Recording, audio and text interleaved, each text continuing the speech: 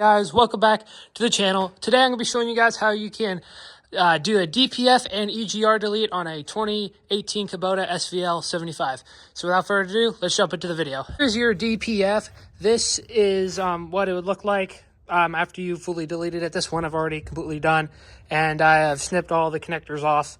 And yeah, this one's completely done. So one thing when you do this delete, you can snip the plugs off, but keep these on. I made the mistake of cutting these off, and now there's an error code saying it can't read the differential sensors. So leave that plugged in, but other than that, you just do that, and it's perfectly fine. I did that on accident, thinking that those were another glow plugs, but those are pressure sensors. If you leave those pressure sensors in there, they're perfectly fine. They don't hurt anything. It will never go into regen again because the airflow on both sides of the DPF will be exactly the same because there's no DPF in there anymore.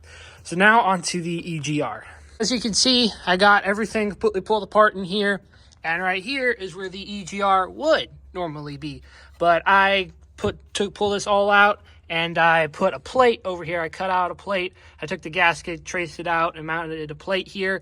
Put the shorter bolts in that came off the DPF. I put them there with a few washers behind them, and I will seal that up good.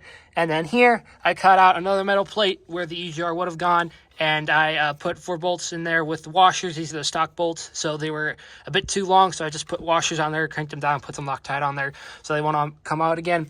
And then the EGR motor itself, I put back here. I just zip tied to this thing here. I kept it plugged in, so the computer will still think that it's still there and everything's working as it should, but you can see it's deleted. It gives you a much more fuel efficiency, and it doesn't hurt your motor any.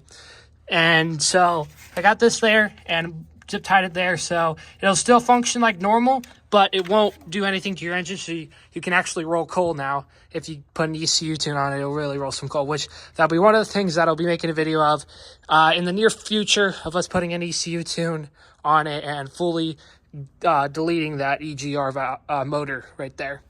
This here is the full EGR system that I pulled out. This right here is the EGR cooler. The exhaust comes in this way, gets cooled, full coolant, then it goes to the EGR valve here, and then goes back into your intake. So right here, you can see there's the EGR valve in there. I don't know if you can really see, but right here's where the motor was, so I just pulled that off and pulled this all off here.